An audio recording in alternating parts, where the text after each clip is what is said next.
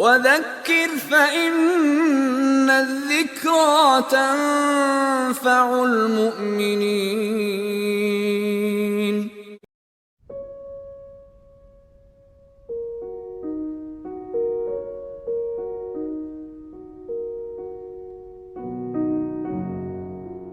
I think it's a misnomer, and Dorothy Sayers calls this out. It's a misnomer to call them the deadly sins, because they're not really sins. They're not sins. Yeah, they're states of being.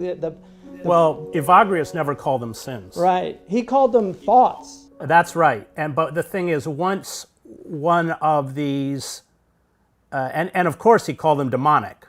So once one of these demonic forces takes you over, then you cannot do anything but engage in sinful behavior. And I think the reason Origen and Evagrius are so important is that it's not the Hebraic notion of sin as law, but it's more that notion of sin as separation from the self, separation from God, and separation from the community.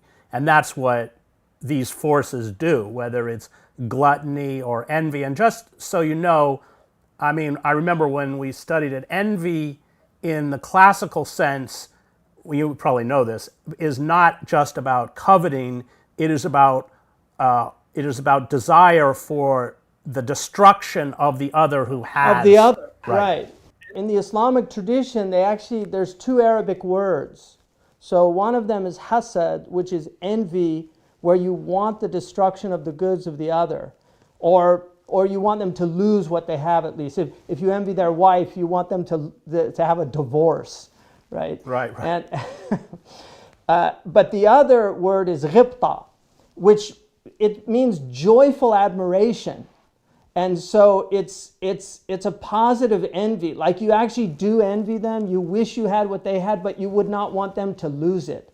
It's a nice distinction. And the Prophet ﷺ, he said, only two people should be envied, and he meant this joyful admiration where you wish you had what they had, but and that was a man who was given wisdom and taught others that wisdom by day and night, and the other is a man who was given great wealth and used it to for the common good and for helping the needy. And so he said those two people were worth having envy, this positive envy towards. All these people who write about anger also break it down, but they're all rooted in Aristotle. You have a burst, a momentary moment of anger, then you have resentment, and then you have wrath, which is the desire for vengeance. But Aquinas and all of those people are writing out of Aristotle.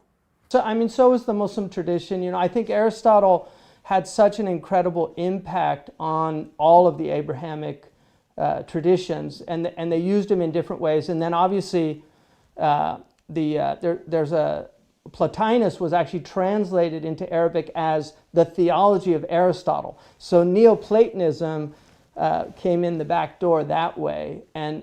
But you have, with anger, you have this understanding that of the concupiscible and the irascible soul from Aristotle, which is adopted by both the Christian and I think all three.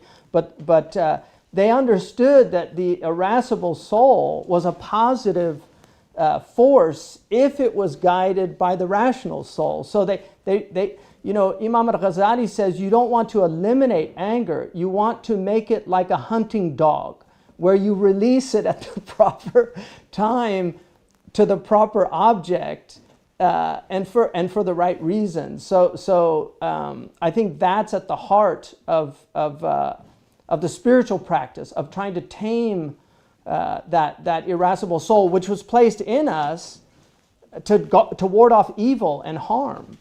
Well, that's the distinction between righteous anger, right, which Aquinas, Gregory, all of them accept as part of a life of faith. Well, let me ask you something.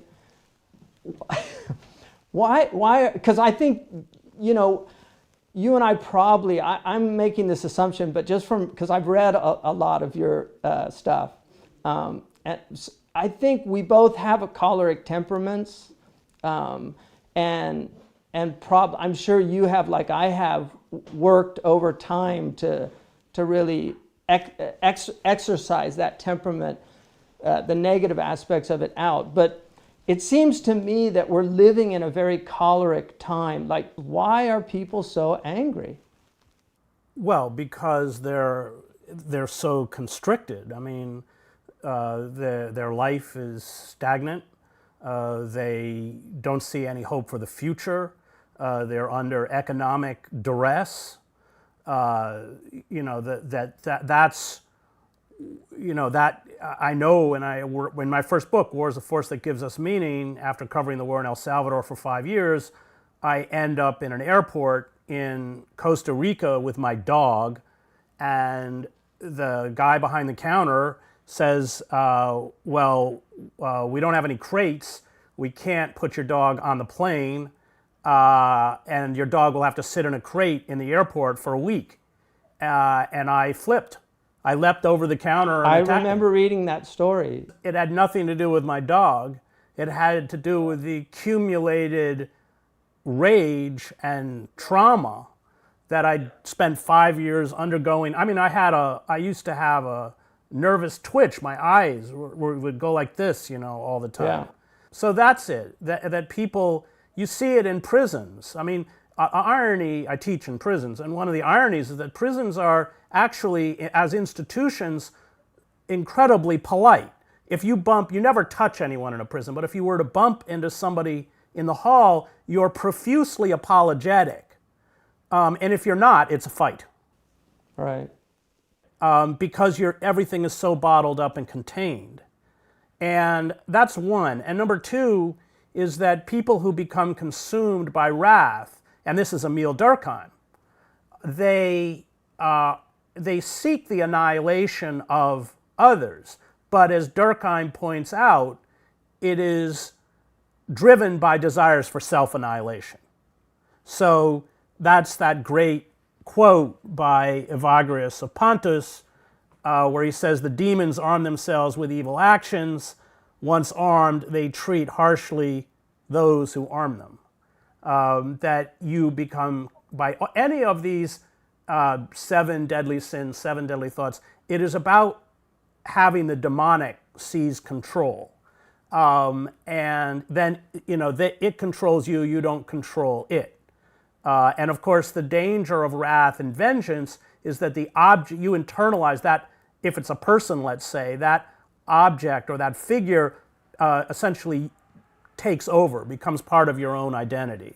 And I think that notion of the demonic, because demons, at least in biblical literature, is often seen as actual physical entities, Right. loses the wisdom of the fact that the demonic is real, that people can be seized by avarice, by envy, by gluttony, by wrath. And I loved, actually, because with Evagrius of Pontus, he had 8 thoughts.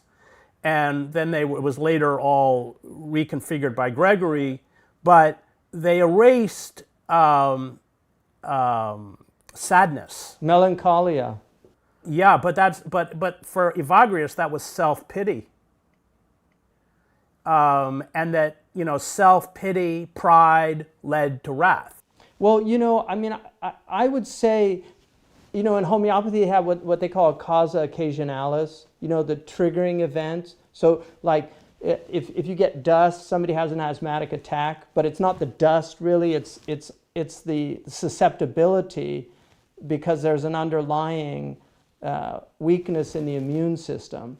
And it seems to me that I think there's a lot more going on. Like, I appreciate the analysis, and I think there's a lot of truth to that, but I still think there are causa occasionalis for the anger of modern society. I think there's deeper, in some ways, people have more today, even poor people, I lived in West Africa, and you've been to some of the poorest countries in the world. And, where I lived in West Africa, they had over 50% unemployment. And yet, I was just amazed at how joyful the people were generally. This was in Mauritania. And I think they're angry because they've been deprived of so much. There has to be some sense of entitlement to get angry. You're getting angry because you feel like, I've been deprived of something. Like somebody cuts the line, they're taking time that should be yours, and they're forcing you to wait longer. And so some people will just say, what a jerk, and just let it go. But other people will really go into a state of anger, and sometimes it'll lead to even death. Yeah, I would say you're right. Except I would go back to Durkheim when he talks about anime and social bonds, that there are many social bonds that integrate us into the society, work being highly important. And John Paul II, not a pope I loved particularly, but he did write a very fine encyclical on work. And he understood, he actually said that in order to sustain the family, one needs meaningful work with a living wage. He actually talks about the loss of work as one of the contributors to the breakdown of the family, and I think this is true. So there are many, many social bonds. I mean, I would agree with you, but when all of these social bonds become ruptured, when you have no place within the society to actualize yourself in any way, then it creates this very self-destructive anime. And of course, Durkheim, in his book on suicide, asks the question, what is it that drives individuals and societies to carry out acts of self-annihilation? And he said it is wrath, in essence, because all of these, those who seek the annihilation of others are driven by these desires for self-destruction. So, yes, I think that modernity is part of the problem because it's essentially, it holds up all of the values that, if you want to take the 7 deadly sins, were warned against. I mean, what is everything in a corporate capitalist culture? I mean, you see it on reality television shows. What values do we celebrate as a culture? Well, it's every value that all of the great metaphysical writers have warned us lead to self-destruction. So it's about the cult of the self, it's about gaining wealth, it's about gaining power, it's about the hedonism of the narcissism of being eternally young, and that is just on every level. And when you fail, and most people fail now, given the seizing up or the ossification of our democracy and this massive social inequality, it's always your fault. So this is positive psychology. It's something's wrong with you, nothing's wrong with the system. So that self-loathing is just exponentially increased, and I think you see it expressed in mass shootings. The nihilism of people who just go in and kill everyone around them irrationally, and I think it comes from these feelings that the society at large has just cast you aside as human refuse. Well, again, I mean, I agree, and I think that's all true, and I wouldn't disagree by and large, but I still feel that there's something deeper going on. I feel like the loss of God in people's lives, the loss of even just religious practice. If you look at, give me the stories that you tell, and I'll give you your culture. I mean, look at the type films, the music that people listen to. Talk about demonic thoughts, and just people are being filled with this on a day in, day out basis. How, like, violent porn. It's just, you wrote a whole chapter. That chapter I wish I never read. I thought you should have had you should have had a trigger warning before that chapter, because that chapter haunts me to this day. And I just, that's the type of stuff that these kids are absorbing in a culture. And I just don't see how you could have anything but filth come out of some people. And we live in a culture that thrives off the deadly sins. We sell everything with the deadly sins. And in the past, cultures actually recognized human weakness and tried to help people overcome their natural inclination towards that sinfulness. And I don't see it. It's not. We have so many films about angry people that go out and just, Man of Wrath, I think, is the latest one.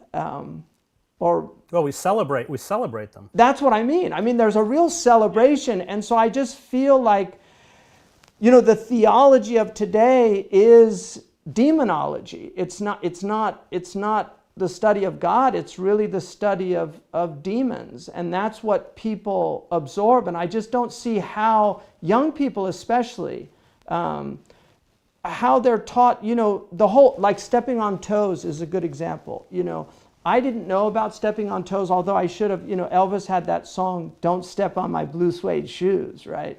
And but I did not know, and I was in Atlanta, and I was coming out, and I was with Imam Zaid Shaker, and I was coming out of the baggage claim, and I felt a little bump, because I had one of those drag bags.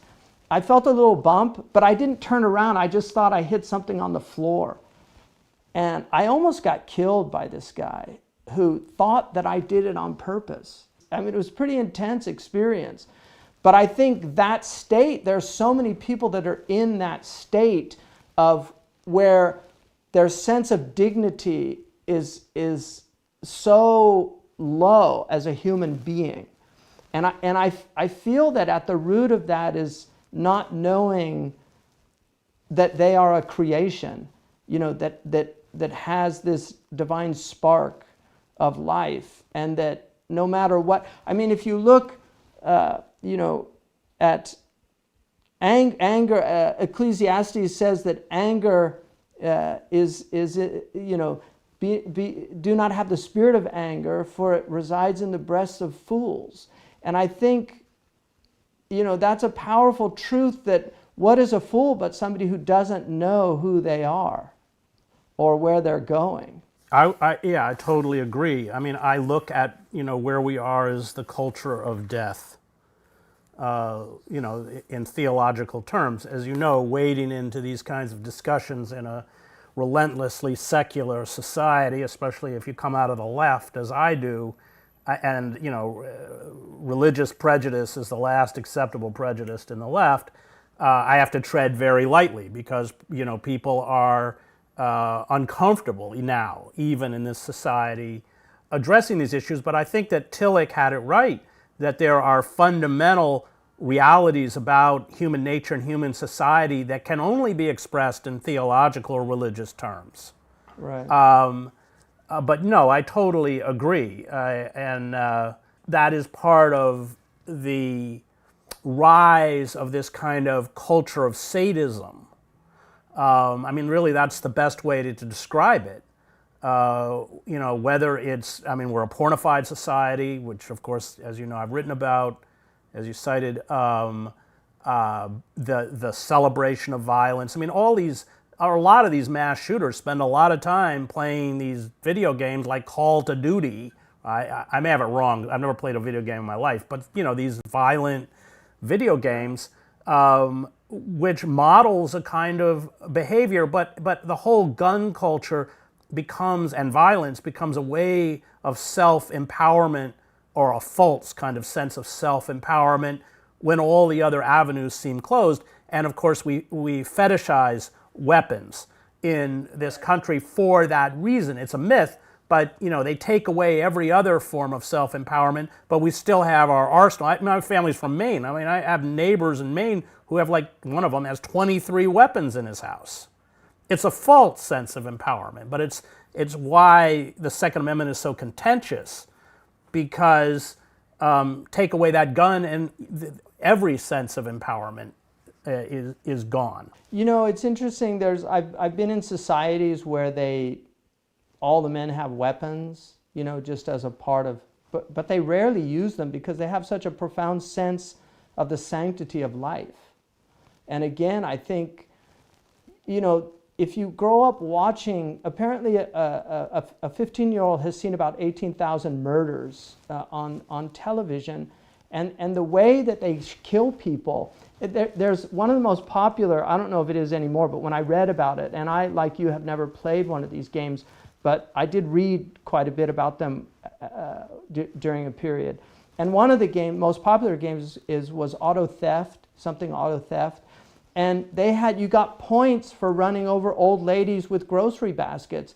And they have one scene where the guy picks up a prostitute, abuses her, and then literally beats her to death with a baseball bat. And this is like a popular game that kids play. And they are kids playing these games, even though they're supposedly for 18 and older, they all get them. So I feel like, Iceland, one of my favorite countries, I don't know if you know a lot about Iceland, but, Iceland, they brought in that notorious anti-Semite, the chess player, and their view on it was, anybody that can play chess that good, we're going to ignore his politics. This is Bobby Fischer. Bobby Fischer, right? Yeah. But they actually outlawed, it's one of the most secular societies in the world, and they outlawed pornography. You can't sell pornography because they just saw it as a very destructive force. And I think one of the things about this country is that we really fail to look at the social sciences for instance, Pamela Paul, who wrote that book Pornified, and I actually had her at RAS, you've been there, in Canada. One of the things that she found is that people that watched a lot of pornography over about a 10-year period ended up in pedophilic material.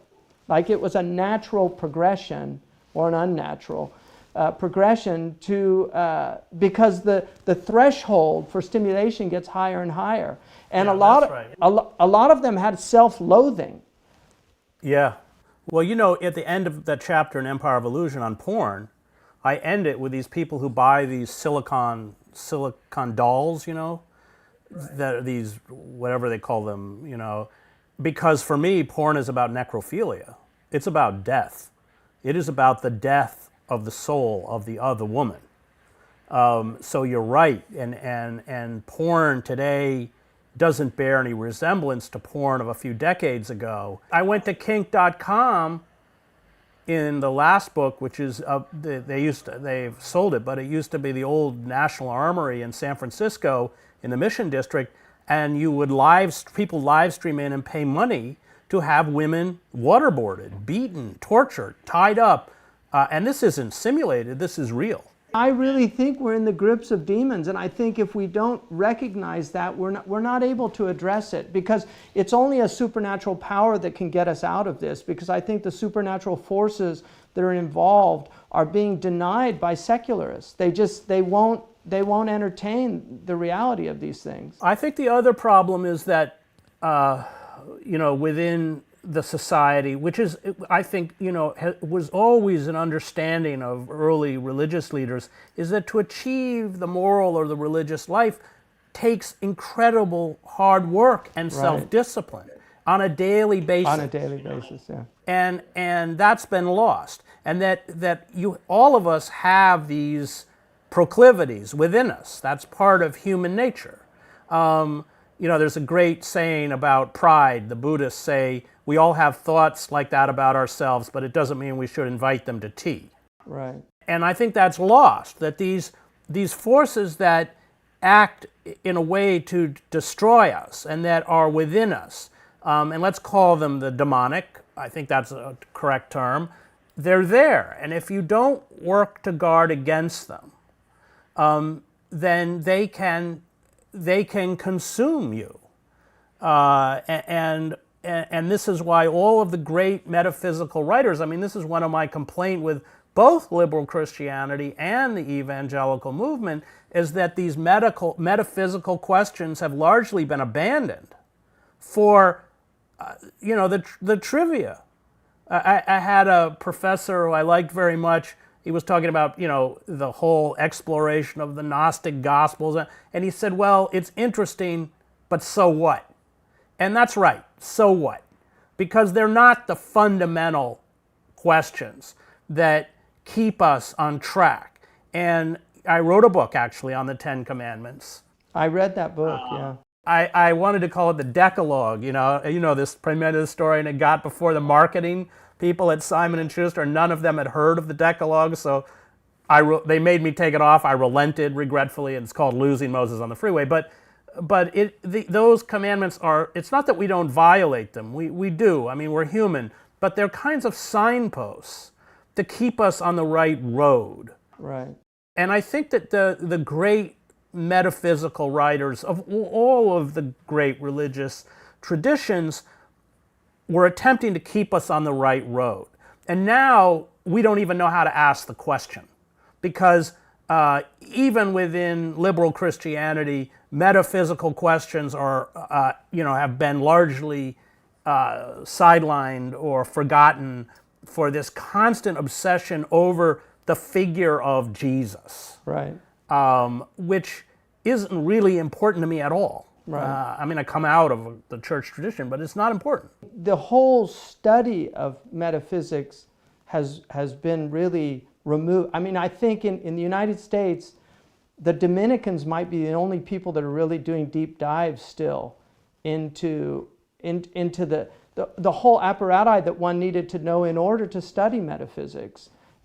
Logic is very important, and that alone, material logic, takes a long time. I mean, I've tried to penetrate John of St. Thomas. It's very difficult stuff, and it traditionally took a lot of hefty study. I mean, the few metaphysicians that I know that are really, really steeped in it have spent their life in it. But according to, and I think this is absolutely true, according to all of our traditions, metaphysics was the architectonic knowledge that was needed to navigate everything else, because it goes to first principles. And that's why I feel so much in our, Thoreau said that for everybody for every one person that's hacking away at the roots of a problem, there are thousands hacking away at the bushes. That going to the root is where metaphysics really comes in. And that's where I feel like even anger in our culture, I just don't, first of all, I truly believe that the modern world in many ways is so unnatural, the way people are living, that it's causing a lot of, it's causing a lot of trouble. And one of the, I think it was St. John Climacus who he had perturbation. Perturbatio was his translation for what happens in the soul, these perturbations, these disruptions. In our traditions they're called ittirabat, where people are so unsettled in their being, and the modern world is doing this to a lot of people. The pace of life, getting on the road. Road rage is a very interesting phenomenon, but when you have these people that are in these states of anger, it's quite understandable why these things would happen. Well, I spent almost 20 years in war, so I watched what wrath does. Right. And how it begins with the dehumanization of the other, of course, right. But it rapidly becomes, you dehumanize yourself. And there is an intoxicating quality about violence. I've seen it. Sure. But you don't walk away from that without deep scars, and that life of violence or life of wrath is often unbearable. So that's why suicides are so high among combat veterans in the United States. And those are the suicides we count. There's all sorts of the other suicides through alcoholism or opioid addiction. And in that sense, you're right, that those demonic forces, or look at avarice or greed, in the end, what happens, and I went to boarding school when I was 10 as a scholarship student with the uber rich. I mean, these weren't just the upper middle, these were the richest people in the country. And their interior life was so deeply impoverished and sad. And they end their lives now. As I get older, I watch my classmates who never had to work a day in their life. I mean, Marx got it right. They lived lives as parasites.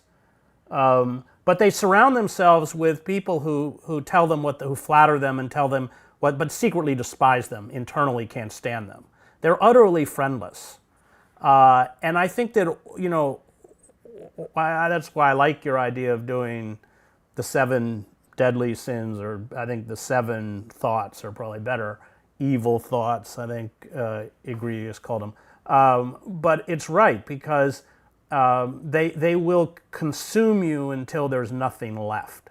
And the only bulwark against it is to actively recognize our own capacity for self-destruction or even evil. This is why I think both of us like Primo Levi so much, and then fight against it. It's that knowledge of our own capacity for evil, and then the understanding that it's almost a daily battle to push against it, that saves us from being consumed by it. And I'm often criticized for being very dark as a writer, coming out of places like Sarajevo or El Salvador. I've seen the worst of human atrocity, but I think that it is that knowledge that the line between the victim and the victimizer is razor thin. And when you understand that, then you have a more of an ability to guard against it so that you don't cross it. It's when you're not self-reflective, when you externalize evil, and you don't understand, the evil that we all carry within us, that you can succumb. It's far easier to succumb to evil itself. I see you as playing an incredibly important role. It's a painful one to have to play, but there's an interesting James Thurber, the humorist. He met with Mark Van Doren on his farm up in Vermont, and he was telling him how he was going blind, and he was telling him he thought that God was punishing him, and he said, "Why would you think that?" He said, "Because I've spent my life making fun of people," and Van Doren said, I would see it absolutely as the opposite. You've done a great social service by pointing out the foibles of people so that we can laugh at ourselves, which is very important. And Thurber later said that he actually saved his life because he was contemplating suicide.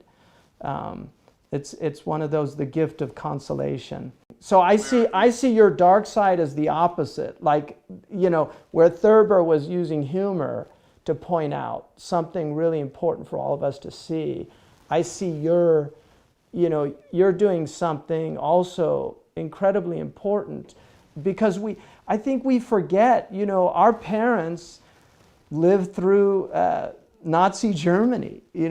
It's hard to believe it wasn't that long ago. I mean, I have my friend Dr. Eva Brand, who she told me stories. I mean, she's alive in Annapolis, God give her a long life, but she told me stories of these Nazi youth terrorizing her on the way to school.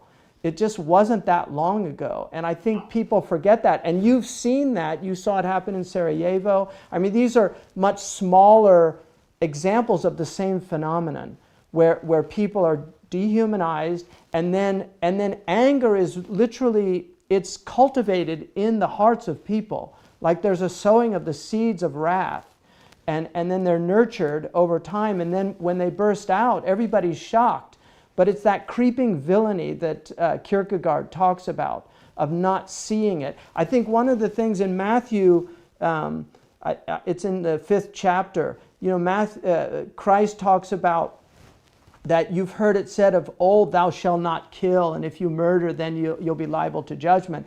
But I say, right, there's a whole other standard. I say that if you have anger with unjust cause towards your brother, you stand condemned. And if you say raka, which is interesting, is the Arabic word as well, like flimsy or foolish, And then he said, then you stand in judgment. And so I felt like he's getting to the root of the problem, because the murder started much earlier with the seeds of calling somebody raka, dehumanizing. It's gets to exactly what you were just saying. I think it's a profound psychological insight into where this all comes from. Well, people are conditioned to kill. So you see it. I spent 7 years in the Middle East and went into Kuwait in the first Gulf War, the 1st Battalion, 1st Marines, but the way that they referred to the people who lived in countries like Iraq were invariably derogatory racial slur or ethnic slurs.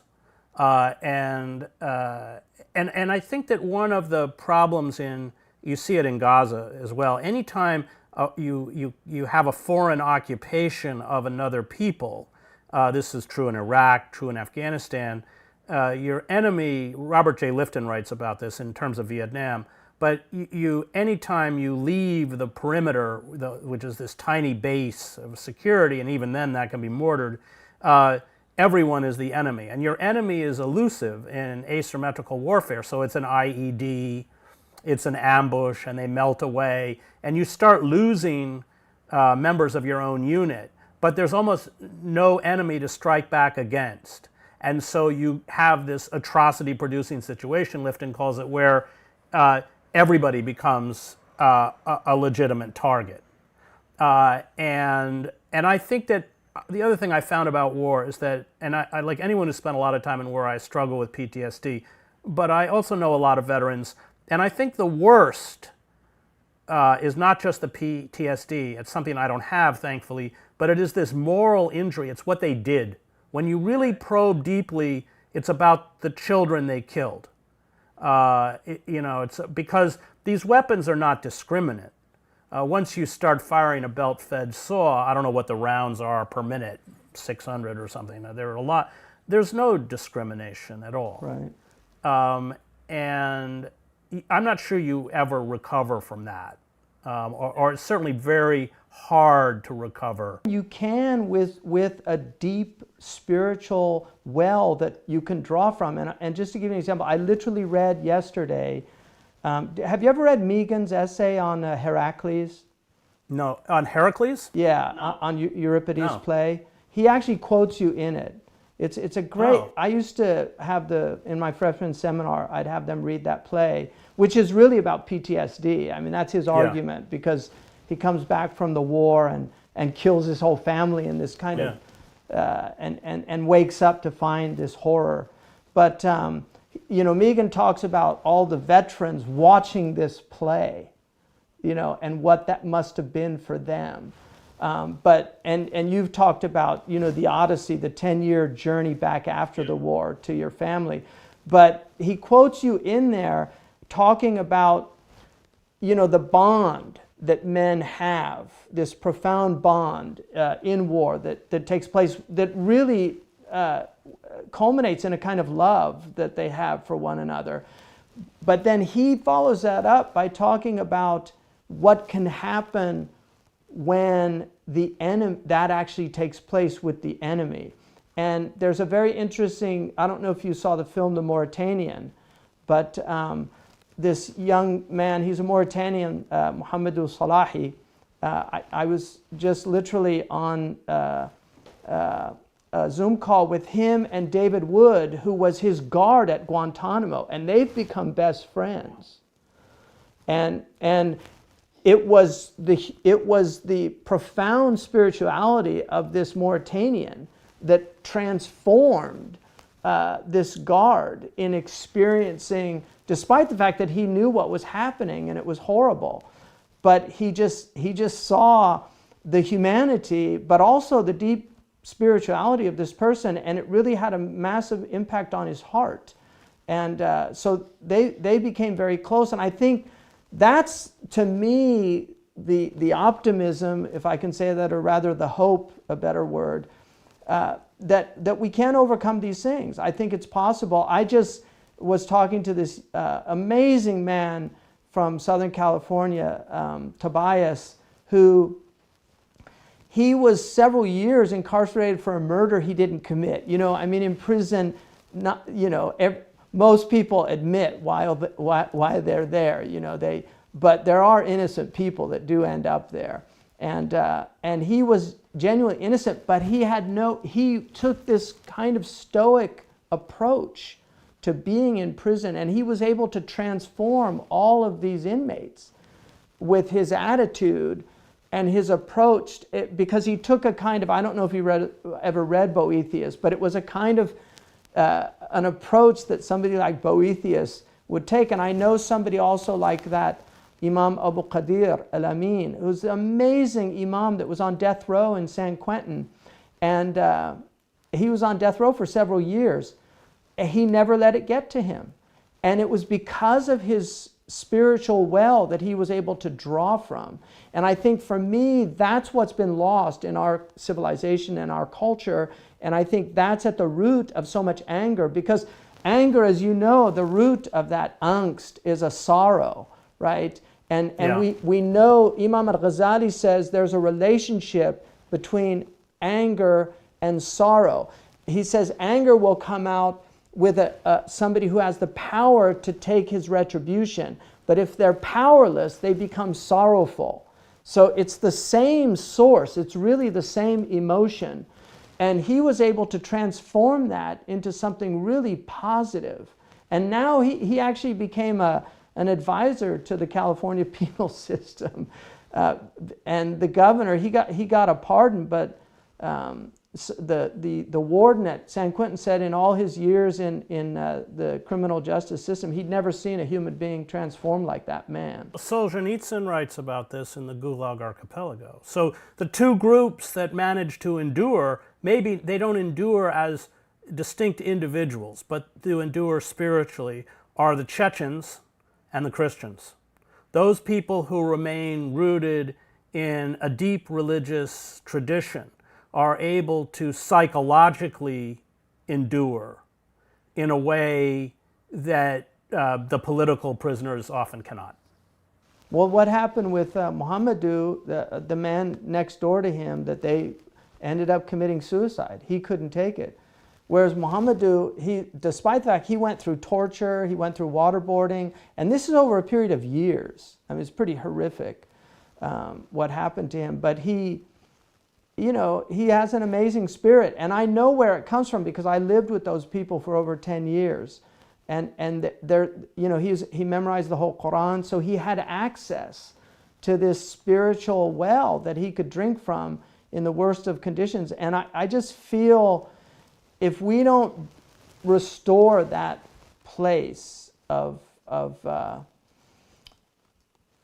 theocentricity and the importance of it in a culture, however you want to call it, I don't see any way out of this morass. No, that's right. Then you're extinguished. I remember I used to work in Gaza, and I wanted to go spend several days in the refugee camp of Han Yunis, which at the time was controlled by Hamas. And I knew the head of Hamas, Rantisi, and I told him I was going. And so he called ahead and said, leave him alone, he's all right. But I remember going through the refugee camp. Now remember, in Gaza, you're living 10 to a room, there's no work, there's nothing really there by which you have, that you can actualize yourself within the society other than your faith. And it was then that I understood the importance of praying 5 times a day. Because everything up in their life had no structure, but that gave them structure. Amazing. And I don't know how it is today, but I could walk through that refugee camp, which I did, at 1 or 2 in the morning, and I was perfectly safe. And so, yes, I think that, there are deep psychological and spiritual reasons people in every culture have formulated religious systems to essentially give them structure and meaning, and with the rise of a secular culture, we have allowed the demonic to essentially seize complete and total control, and what's so frightening is that we don't even know it's demonic. I totally agree. The Palestinians are an amazing example of people that do have a well to draw from, both the Christian and the Muslim, in those horrific conditions. One of the things, and I'd like, as we're coming to a close here, one of the things that, for me, the virtue that, the countervailing virtue that really is able to constrain anger is forbearance and patience, and that goes under the moral virtue of courage.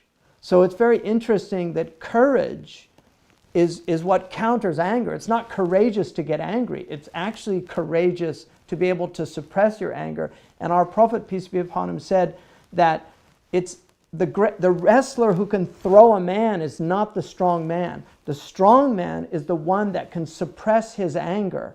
And there are so many verses. One of the most reiterated virtues in the Qur'an is patience.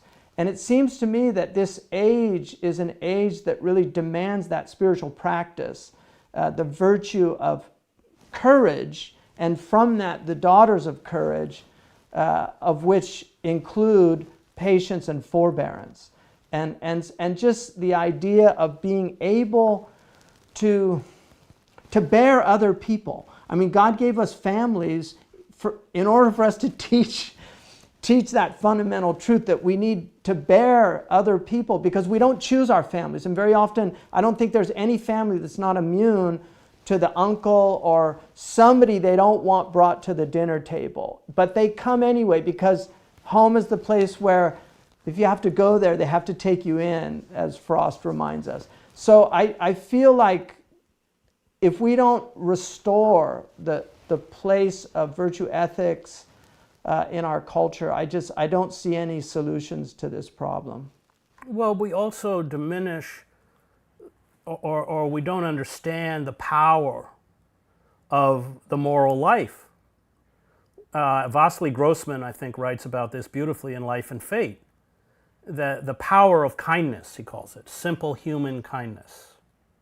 And I saw that in Eastern Europe, in the revolutions that I covered, where these figures like Václav Havel, I was every night in the Magic Lantern Theater with Havel,